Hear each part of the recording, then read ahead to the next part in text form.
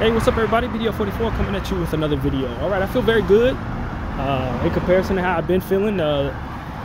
Very thankful the Lord made it so that I was able to exchange the shoes for the cash that I needed. To take back my Jordans that I thought were okay, but they weren't crazy great to where I was begrudgingly taking them back. But I could definitely use the money. Because of it, I was able to buy some new Robitussin flu medication, of course, and taking that really took some strides in the right direction. You know, I think this is common sense, but I tend to have to learn this lesson the hard way at times because I don't get sick very often. It's best to take the medication as soon as you start feeling the symptoms, because if you think that the symptoms are going to go away or decrease without the medication, depending on the type of cold or flu that it is, that's not how that works. And you will prolong your suffering, so to speak, if you don't take the medication right away. I didn't take medication right away. When I got the notion I was sick, I let 2 and 3 days pass both of the times that I've been sick in this North Hollywood era. The first time I had that flu, I was only gargling with mouthwash to soothe my throat, but I wasn't taking any medication. It prolonged that. It got progressively worse, and I ended up with a really bad sickness that probably could have been nipped in the bud if I would have been taking medication sooner. And in this case, same thing. Not nearly as bad of a bug, but just the same. Not taking medication for 2 and 3 days after having them symptoms, thinking it was just gonna go away on its own. It didn't. It didn't start going away until I started actually taking the meds. So meds are there for a reason. I don't believe in taking too much medication, to be honest with you. But when it comes to like Robitussin for colds and stuff like that, it's the second time in as many years that I've learned the sooner you take the medication, the sooner the symptoms go away. But if you think it's just going to go away on its own, it's going to be a prolonged process that could have a lot of setbacks. And because these are contagious bugs, you have an obligation to other people to take care of yourself and neutralize those bugs. So yeah, that's what I've learned is important to put in practice, and I will be doing better next time, so I can get rid of these bugs that come your way every once in a while. I don't, like I said, I get a flu not too often, a cold not too often for me. So, you know, as a child I got sick a lot, but as an adult, it don't happen much. I don't think I even get sick if I didn't have the changes in my diet last week and the lack of rest that I had for a prolonged couple of days in a row. I think those things brought down my immune system.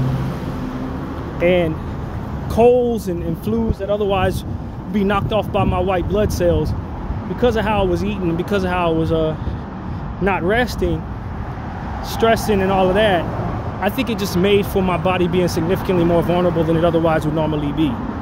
And so I know what works for me.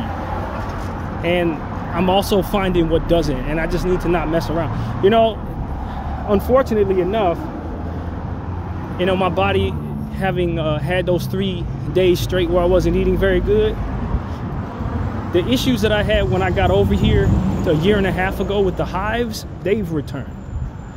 2 on my knee, 1 on my arm, and 1 on the top of my damn head. You can see it. It's so obvious at this point. But I do have the lotion for specific to that type of thing, so I've been applying that every couple of hours, and it's not nearly as bad because I know what I'm doing, and I'm not confused about what's bringing it about. It's the food. When you're eating stuff that your body's allergic to, my understanding, though not being a doctor or a person who understands this stuff too much, is that it tries to escape your body in whatever way it can. If it's allergic to it or if it's some type of toxin, it's gonna try to escape through your pores. That's what it seems like it is to me. And so, when that was first going on, I was eating a lot of stuff without knowing that it was I was eating things that were not agreeing with my body, that my body would reject. And I thought early on that maybe I had brushed up against something. Maybe it was red ants, because they have those out here. I thought maybe it was some type of flea. You know, we went through a lot of different phases of trying to figure out what it was. But at the end of the day, what I've come to understand that it was the stuff I was eating at the time that my body was allergic to, multiple things that I was allergic to that I was eating regularly every day, not knowing that I was allergic to them, not really understanding how my body reacted to them. And this is what it did. So last week when I ate what I ate, it had the same result. You know, my face started breaking out, and then my skin started being affected by this stuff. So, you know, with all the stuff that are normal people eat in 2025 America, I really can't eat that stuff, as we've talked about several times. And I'm seeing certain reactions, physical reactions to my body that only come when I'm eating like that. And as long as I'm not eating like that, as long as I'm doing what I've been doing over the last 6 months, I don't have any symptoms at all. And I start escaping those things that work, and start putting myself in a position to kind of cheat my meals.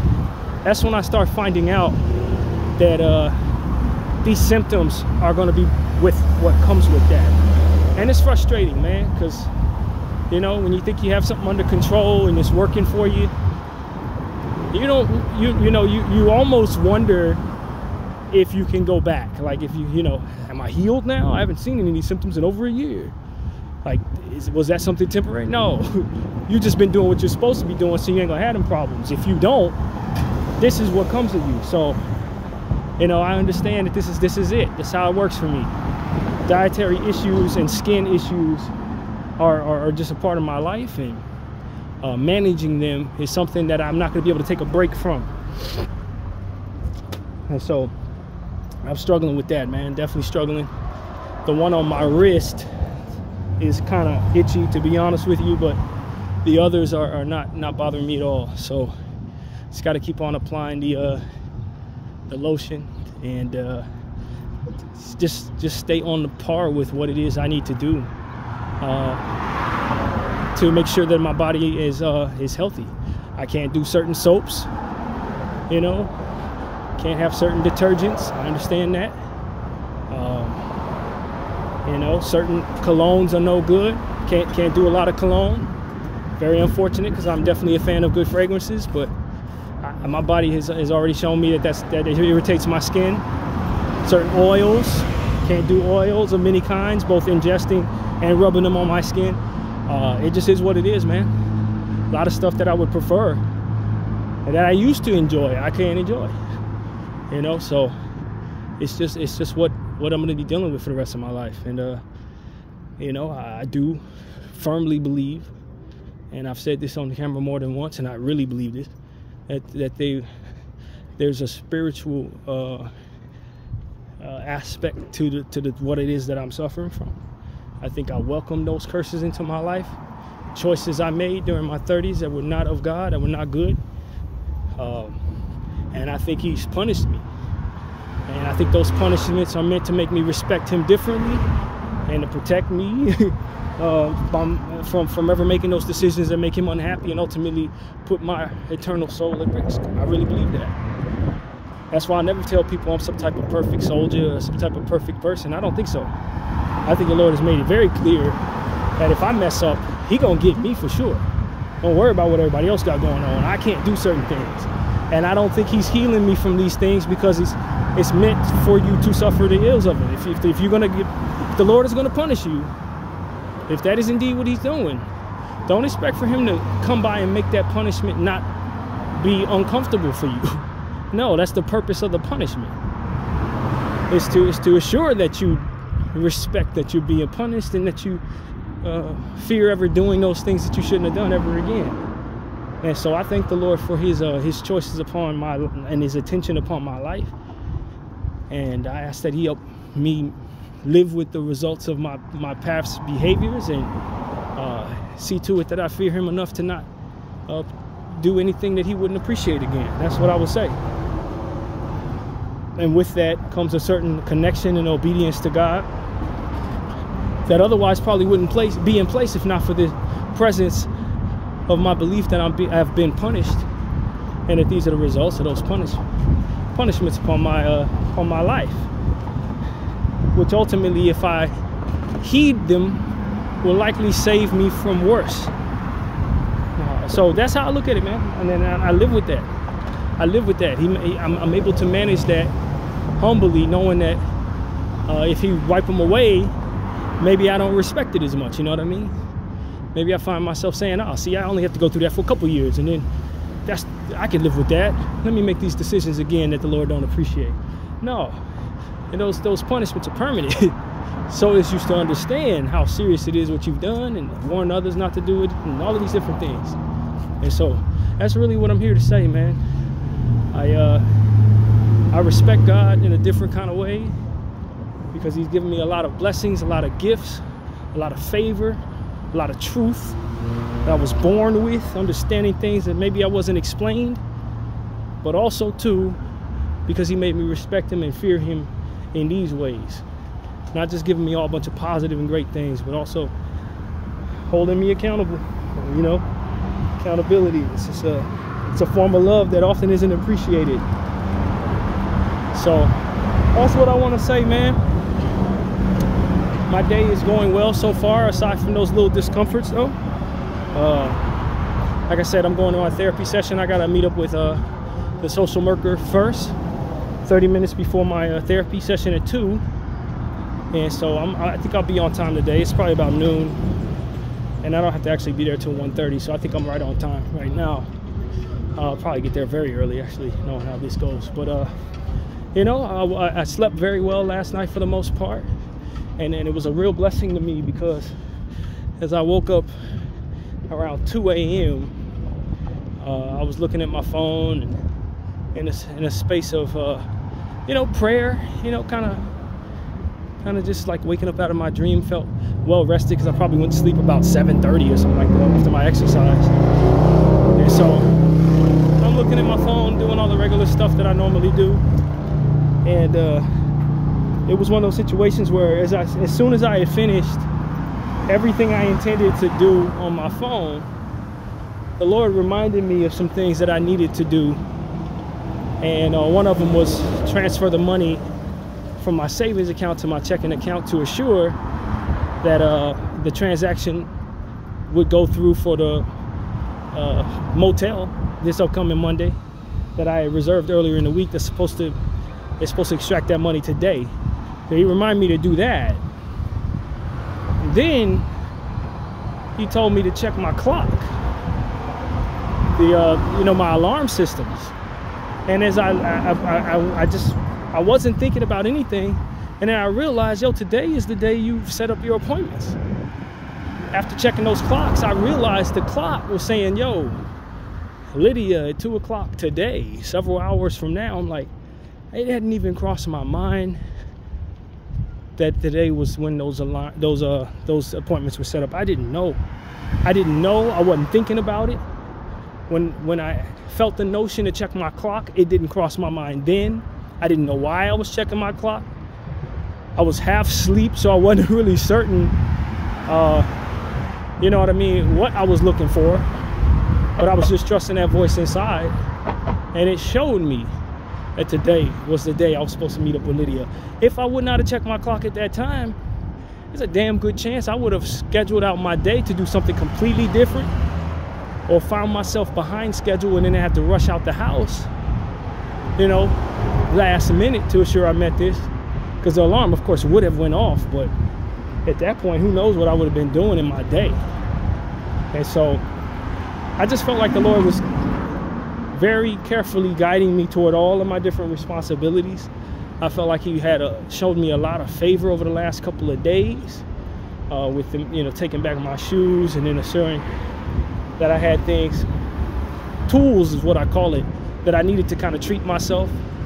The Lord put it in my heart to buy that lotion that for my skin, well before these hives even started showing up. Randomly, about a month ago, the Lord told me to just go get some of that stuff at Target randomly. And then, of course, as I said, I had run out of Robitussin. You know, it was one of those situations where because they were able to take the shoes back and, you know, and give me the money, I was able to purchase the Robitussin without it being a strain on my finances, for which has made me feel well enough to go down here without any trouble as it pertains to how I feel right now physically. with this cold.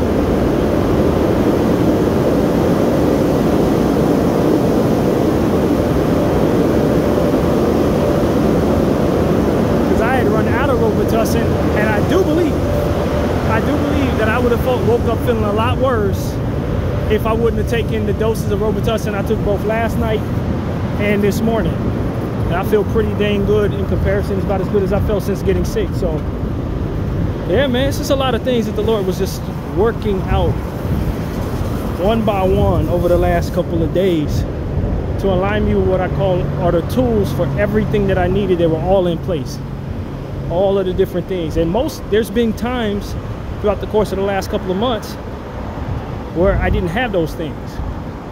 I think that's what I'm trying to express. That lotion stuff, I just purchased that. I went almost 6 months without having that damn lotion, and even more time without having any reason to have the lotion. You know what I mean? No reason to really have it. I ain't gotten that under control, but Lord put it in my mind to get it, and so that when I need it, I'd have it. And that's just kind of favor that the Lord has been showing me. This type of reminders that he's been putting in my heart to assure that I'm doing every single thing that ultimately helps my situation from within the struggles that are naturally coming from what I believe is ultimately punishments for things that I should not have done. And so, you know, when I prayed to the Lord about my sickness, this cold, I was like, you know, the last time I got a cold, I felt like I had earned that in punishment as well. And I prayed about it. I was like, Lord, is this cold a punishment too? I don't think I've done anything that would piss you off as of late. And the energy that came my way said, no, not at all. This cold is not a punishment. This particular bug that you got ain't a punishment at all. If anything, it's aligned with certain other things that are going on around you. And so that's just what it is. Sometimes we take on things that are not necessarily for our betterment, but puts us in the right, ready position to be who we need to be for other circumstances. Who knows what the Lord is actually doing, but sometimes we just got to let him work, you know. But he assured me in prayer and meditation that this particular bug ain't no punishment, and that's why it ain't really been that much of a deterrent to me in my overall productivity. Because Lord knows, last March, I lost like 15 pounds in a week. Couldn't eat for like 3 days. It was, I was going really through it, man. This ain't nothing like that at all. Not even close. It's actually been very manageable. As I've said many times already, if I had to choose any cold in my entire life, it'd probably be this one. This is probably the best cold to ever have, because it really hasn't done much but leave you congested when you wake up, and leave you a little bit of a sore tonsils. Other than that, throughout the course of your day, it really don't bother you that much. And so, yeah, man, I'm just living through whatever it is, man. But good news, outside of my own situation, good news. The brother that was missing on the flotilla mission, taking aid to Gaza, the one that they beat up and did all types of unnecessary stuff to him in comparison to what they were doing to other people on that boat. He was flown home safe. Saw pictures of him this morning. He looks like he's in good spirits. Looks like he's strong. So we were very happy that he's safe. And it was a situation we didn't talk about on this channel, but there was this guy who found a way to turn plastic into gas. He was also said to have been missing. He popped up on the internet today and is healthy, and essentially said he went off the grid on purpose because of some stuff that was going on with some hackers. He was trying to fake them out, and they had been doing a lot of weird stuff. So he explained what happened there, so we know that he's well and continuing on his mission. So that's a bit of good news. Some people that I think the internet, some brothers, black people that the internet was concerned about, they're good, man. They were both found to be well right now, and we pray to God that they remain that way. Gilbert Arenas was released yesterday. He said they couldn't hold him because he only owned the building, he wasn't involved in any of the activities that were being whatever, however, but I don't know, man. I don't think his legal issues are over with. But he was released, so I still think he's got a long road ahead, because listening to Ticket TV in regards to his situation, they were essentially saying that there were text messages implicating him in these circumstances somehow, asking for money to be moved around. Now, of course, it's his building, so he's asking for rent to be paid in his building, but he had them wire the money to certain places and stuff like that. It gets real tricky if that money was dirty. So I don't think his legal woes are behind him in regards to the situation, but at least we know he will not be in federal custody as of right now. He is back home with his family. So for those who are rooting for Gilbert, that's really good news. And of course, he's on the prayer list, so we're rooting for him. And just seeing God's favor in all these situations, including my own, man. I can't complain. I like hearing good news on the internet about other people, just like I like seeing good news in my own life, man. So very, very pleased to see God make all those folks' situation work out in their favor for the most part. Although I don't think Gilbert's I don't think he's out of trouble at all. What else going on? Also, Shannon Sharp officially fired from ESPN. I don't know, man. You got to learn your lesson, you know. Gotta learn your lesson. All of us got to learn. Especially men of a certain age. If you're gonna involve yourself with certain types of women, you got to understand that certain types of problems could come with that, man. Especially if you're gonna be having these alternate ways of interacting, you know, however you word that. If you're gonna be one of those different type of people with different type of habits with your partner, and you leave your door open for a lot to go wrong. And you know, he paid her out, what, allegedly $50 million or something like that to settle his situation, and still ended up losing his ESPN position. And there might be rumors of other types of accusers on the way. It's just not, it's not how you want to go about your life, man, at 50 something years old. So I don't know, I'm of the mindset that if you're not doing things with the right things in mind, you could end up with the wrong results. I mean, as vague as that may sound, obviously broad as that may sound, it really just does come down to that in a lot of different situations. When you go do things with the right things in mind, you're going to welcome the wrong things in life. And you know, he fetished that young lady, it seems, or they fetish one another, and she the one to walk away with his money, man. That's really what it comes down to. I don't know the particulars of that situation, but it is rather embarrassing to have to be almost 60 years old with an opportunity at life-changing wealth, with his own personal stuff, with his podcast that he owns, being up for negotiations around the same time, which I still think is something to look into. The timing of all of this doesn't seem like it was, I would say it was convenient for those who didn't want to pay him. I will say that, to be able to back out of that deal. But whatever the case may be, it just, you know, he let his lustful ways get him into some really serious embarrassment and trouble, and that's really what it comes down to. So I feel for anybody involved in that situation. As I mentioned before, I don't feel bad for the lady who was cashed out. I think she should be somebody who should feel good about where her life is headed. She was able to quit her OnlyFans and off of this situation, and I think she walks away a winner. As best as I can see it, she walks away a winner. So it is what it is, man. So yeah, man, that's what's going on out there, man. You know, we're seeing people get themselves in and out of trouble, man. Some of them find themselves in trouble for doing things the right way. Some people find themselves in trouble for doing things the wrong way, man. It is what it is. There's such thing as good trouble, from what I understand. You know, if you stand up for the right things, or you're trying to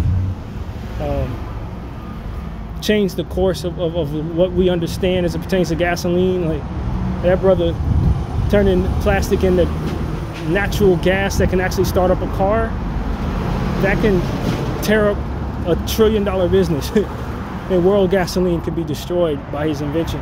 So I have no doubt there's still going to be some people that want him out of here. because of that. They're gonna want him dead, man. That's what it really comes down to. And he needs to continue to protect himself and protect his family, because when you got that much money on the line, you could reinvent an entire industry that projects to make trillions of dollars and has already made billions of dollars. You're gonna definitely make yourself somebody people want out the way. They're gonna want your invention. They're gonna want to, it is what it is. And since he's a black American, it makes it a little more difficult, to say the least. So we talk about wealth transfer and bridging the wealth gap. Him being paid out properly is the type of thing that we need in order to bridge the wealth gap between races. We need a couple more guys like him to come up with enormously world-changing inventions or something like that that can ultimately make it so that that type of wealth comes into our lives the way that it's been depraved of our people. I really believe that.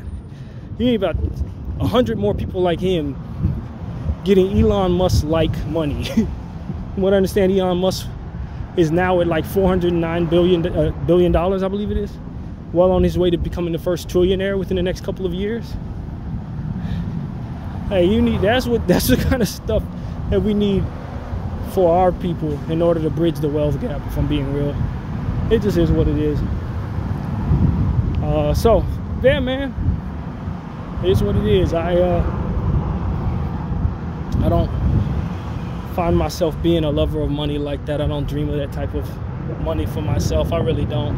Maybe I'm just not thinking of things the right way or whatever, but I don't have that much faith in the system of wealth going forward. Too much evil has been done in the name of capitalism to think that the world is going to continue to agree to it as generations come through and learn the lessons that ultimately we're teaching them through our mistakes. Eventually people are just going to say, you know what, we got to find another way. We got to find another way. I know they are. And where does that render our wealth? What is wealth going to be worth for that generation? I think a lot of what is going on today is not forever, ladies and gentlemen. That's what I will say. A lot of what it is that's only possible based on our limitations are not going to necessarily be our limitations. Tomorrow, I think the world is going to change in some extremely drastic ways over the next several generations. And who knows what is possible, but with the advent of the advancement of technology as it's going forward, I don't think our kids and our grandkids are going to be beholden to some of the things that we're trapped underneath as it pertains to systems and ways of doing things. I think this generation has taught everybody going forward who studies us that what we are doing is severely flawed, and it trickles down to some people being treated poorly while other people are exalted unnecessarily. And when you see what the things that are going on in the world today, and you understand this money that's ultimately making it possible, you gotta imagine that our grandkids and our great-grandkids are gonna dream up ways to liberate themselves from that system that allows for that to be the thing. And you look at, I was listening to a politician this morning who was on I guess she was on some type of platform with some influencers, YouTube influencers. Seemed to be on the right side of history, these influencers. They were asking the right type of questions to this lady. And they asked her, she was a congresswoman of some sort or some type of official in this country. And they asked her, why did you vote to give Israel money in order to accomplish their goals, which happened to be genocide and stuff like that? When you knew what those goals were, why did you go forward with that? And she was saying stuff along the lines of, well, we have long-standing allies, and we don't just turn away from our allies in a given moment. These relationships last over time, and sometimes they get a little difficult, sometimes they get a little messed up, but ultimately we want to continue to instill a kinship with our allies through every era. But it's like at some point in time, when you have that type of system and you are effectively funneling, if that's the word I think I'm using, you're funding and funneling them the tools to do what may in whatever way they feel, just because of the sake of your relationship. And you expect that they too will back your play, regardless of who's in leadership in the era that whatever their era is. And so in this era, the leadership of our ally is intentional on doing things that are deeply immoral and utterly painful for others to endure. And because of the presence of our long-standing relationship and our unwavering support within that relationship, we continue to agree to give them things that are morally despicable. And we fall back on the understanding that, well, this is just what we do to assure that we have allies that are unwavering in support for us during times that are ultimately difficult for them to support. And it's like, if we're going to be beholden to that, then we're always going to be accomplices to things that are morally unjust and utterly despicable. And so when we go to hold people accountable for doing those same things, we have to ignore the truth that we are too complicit to things of that nature, just by the sake of how we operate in our political structures. At some point in time, we have to liberate ourselves from those structures that ultimately back us into be beholden and accomplices to atrocities. If we don't want to be walking hypocrites throughout history going forward, we can't fall back on the excuse of, well, we're involved in long-standing relationships with our allies, and this is how we keep those allies' relationships strong. As I said at the beginning of this genocide, when you have a friend that's doing something wrong, back in their play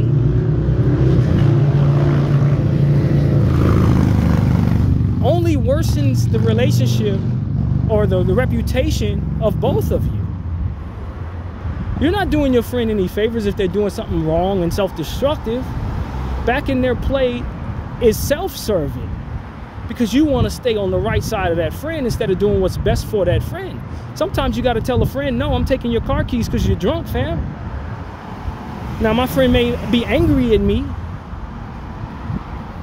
but at the end of the day, I'm going to protect him from himself, and I'm going to protect others from him and his recklessness.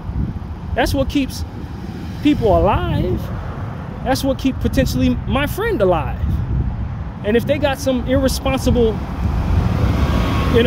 thing that's driving them to be irresponsible, they got some type of emotional distress, maybe they lost something, or maybe something's gone in their life that messed them up and sent them into a bad space, that's not representing the entire fullness of their life, nor the representation of our relationship as friends. But they're in a reckless space doing reckless things, and back in their play, I'm going to potentially send them down a path that's no good for them. At what point in time do nations look at it the same way? At what point in time do governments view it the same way? They got irresponsible leadership driving one of my allies into doing things that are going to disgrace us all. Do I continue to invest in our relationship as friends? And if so, what does that responsibly look like? Because if I'm going to be continuing to allow them to drive drunk, how friendly am I when they wrap themselves around a pole? Or several people lose their lives because of their driving? How responsible of a friend have I been? Wouldn't it be better for the sake of their long-term health and their reputation going forward? Once they've healed from whatever it is that's driving them to be this reckless, they will be happy to have not had the consequences that came from being that reckless. And if I was a friend that was able to stop them from doing it, I'm an even better friend than what I would have been if I would have just allowed them to do it. For the sake of the short-term nature of them being pleased with me. Pleased with me when they're in a mindset that makes it so that they're a weapon to others. That's not the version of them I need pleased with me. That's the version of them I need to be holding accountable so it doesn't destroy them and me. But when people are self-serving and don't actually care about their friend, and they're not really interested in their allies, they're just interested in their allies backing them when it's time for them to do something that they shouldn't do, or backing them when their friend can't go along with them morally, for which they're likely going to back their friend into doing something later they shouldn't, based on that nature of selfishness. Of course they're not going to be intentional in giving the friend what's best for their long-term future and best for their long-term reputation. They're going to be interested in keeping that friend happy in the moment, giving them whatever they need, regardless of right or wrong, so that their friend can ultimately be that same tool for them. And that's the nature of this allyship. It ain't real friendship. It's just, hey, we've agreed to back each other's play no matter what. And so if I do something like want to commit genocide, you're going to back my play. And in turn, if you decide you want to do genocide for whatever reason, I'm going to back your play. Like, that's not sustainable when you look at how irresponsible it is to engage in that type of behavior. That's equivalent to allowing a friend to drive drunk instead of taking their keys away and dealing with them being unhappy with you for doing so. At some point in time, we got to respect that, look at it that way, and hold our government officials accountable for being good friends to their allies. And most importantly, knowing what that looks like. Knowing what that actually looks like. And that's where I think we've gone completely wrong when it comes to this situation. And just in how we operate. And maybe you dug underneath that and you find blackmail, coercing people into doing things irresponsibly. But if it's all going to be exposed by the action that you're backing any damn way, what good are you actually doing but prolonging the inevitable of you all being caught up for what it is that your corruption is about? You end up exposing more in it, the entire thing blowing up, than you would be for putting it at risk trying to be a responsible friend. Now people are digging into things they weren't even looking into, because the whole entire thing exploded off of the irresponsibility of the actions of you backing your friend down a path of genocide. Now people are looking at every damn thing you're doing. And so that's what I see here. I'm just looking at this and I'm saying, man, it's a lot of irresponsible leadership. It's a lot of self-serving people calling each other friends, looking to turn their back on one another and snitch on one another, just like any other street situation when people call themselves being able to trust one another doing dirt. And when that person shows they ain't got no morals and snitches on you or turns on you or backstabs you, you just blindsided. It's the nature of the stupidity and the evil in it all. You're not getting nowhere thinking you're going to find trust amongst thieves. You see what I'm saying? You're not going to find responsible leadership amongst the selfish and the self-serving and the utterly ridiculous in nature. You're not going to find no responsibility there. No one's going to be loyal in those spaces.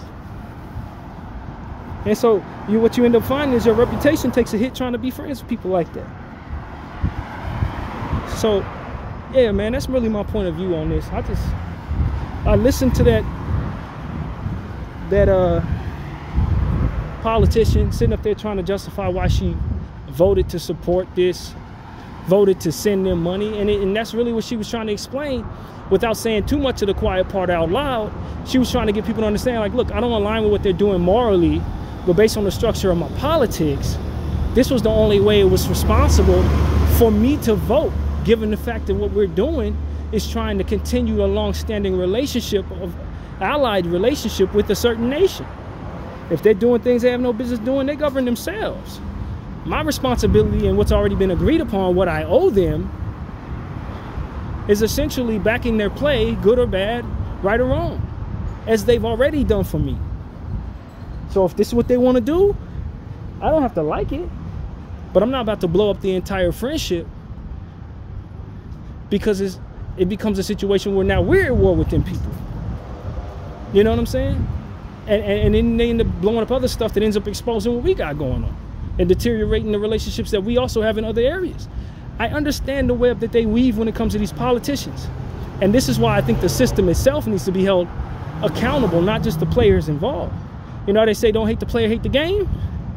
This is kind of one of them situations, because they effectively back themselves into being open to being morally disgusting just by the nature of the game they're playing.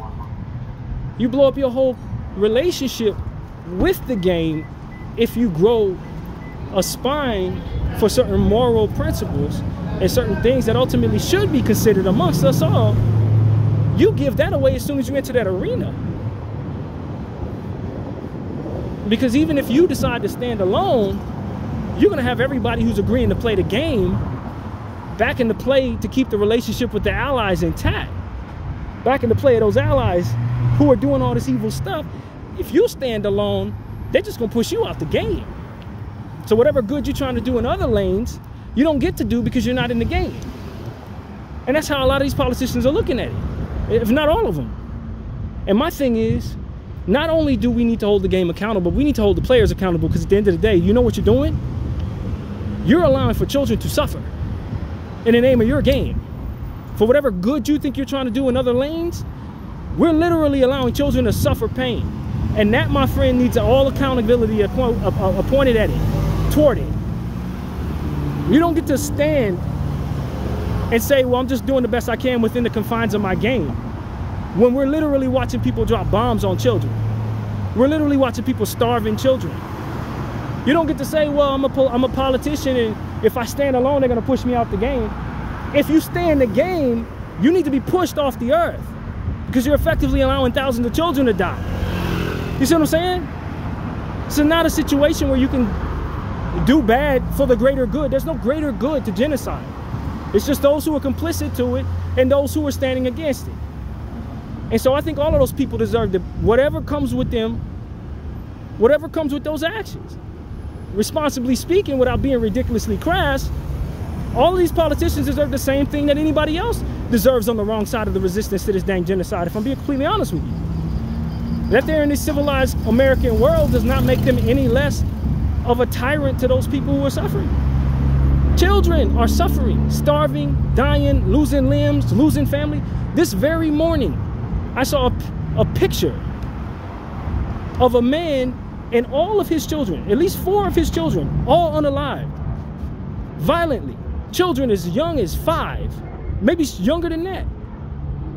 And you want me to turn back and scroll back up and look at that politician saying, well, I really didn't have a choice, but I don't align with this morally, but these are our allies, so we just got to do it? I'm not interested in that, because what you've done in voting to give them the money to do those things is directly correlated to the suffering that those people went through. You don't get to say, well, that's just the game I'm playing. No, you're accomplice to murder. So you deserve what comes with that. And a lot of y'all feel like you're so above the law or enriched in the makings of the law that you think you can ultimately get away from the consequences of breaking the law. And that's where we, as a society, need to tighten up. We need to tighten up and hold everyone accountable for everything that they do across the board, so that people like this don't get to slip through the cracks and just go into their graves as heralded as good people. We've watched too many years, too many generations where people commit genocide and go quietly into the night, dying of natural causes and stuff like that. At some point in time, we got to look at all the carnage here and say, no, the only reason why people keep doing this is because we keep allowing people who do this to live out their lives in comfort. At some point in time, you got to leave some sort of deterrent to those who are complicit to this in positions of power. Do you see what I'm saying? Because if I go off and hurt 1,000 people, you're going to definitely give me the death penalty if it's legal in that state. But if I do it from within a Congress room, checking okay on giving money to allies who ultimately want to do those same things, then suddenly I just got to be voted out? They just got to be voted out, huh? That's the consequence for literal genocide, is it's just public shaming and ultimately never being able to have your job again? I mean, at some point in time, we got to say, yo, don't you realize you're letting these people literally do things that you're not allowing other people to do just because of the position of where they stand in your system? Do you not understand how ridiculous that looks long term? Do you not understand how much damage is being done to people that don't deserve it because of that system? And because of that way of viewing those who are involved in that system. You got people who are utterly irresponsible, making decisions that hurt people. And the worst consequence they should expect is that they will be able to lose their job.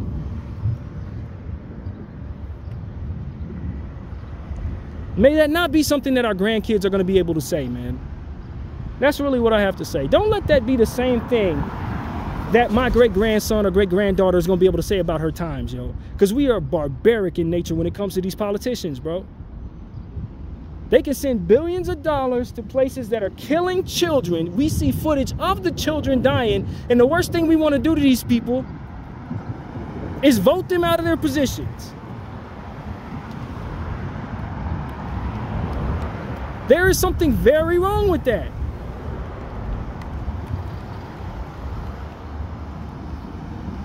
And you got these same people who are literally voting to give these people money to kill kids up here on national platforms, able to justify their positions. Not only that, but vilify those who hold them accountable, giving them platforms to speak, giving them opportunities to say whatever they want to say, as if they have a leg to stand on, as if they haven't been proven to be the tyrants that they are. And in our society, that's just understood. Oh, they are, yeah. Man, look how they're lying. Why aren't they being arrested? Should they not be in handcuffs? Should they not be fighting for their lives in somebody's courtroom? This is what's wrong with America. Y'all live in this place of dystopia. Like the real stuff isn't coming of what it is you're doing. But when it comes to hit you, then all of a sudden you're screaming, where's the humanity? I can't deal with this. You're putting people through stuff they can't deal with just by being as oblivious to the suffering that ultimately your disassociation causes them. And then when they want to say death to you, you have a problem with it, like they ain't justified in that. If you don't be that way toward them, they don't care to hurt you. They don't want to see nothing happen to you. Because you're justifying everything that you do with the presence that you just are, and therefore, then of course people are gonna hate you and want to see you off the damn earth. You're causing pain to them, trauma to them. They ain't gonna want you around. Cause and effect. And so that's really where I'm at with this, man. At some point in time, there will be an accountability that will be forced upon anybody that's engaging in that type of thing, man. And you're going to hear people try to justify it with the presence of their politics and how complicated and, you know, how if you move one piece, it tears the whole thing down like a game of Jenga. No one's going to be interested in your game of Jenga when we're thinking about all of the people that have been lost in this damn genocide and all the other millions of atrocities that you've done. Keep your structure going. At some point in time, you're going to take accountability for it, people. And you're not going to like what that looks like. Bdf 44, I thank y'all for watching. I'm out.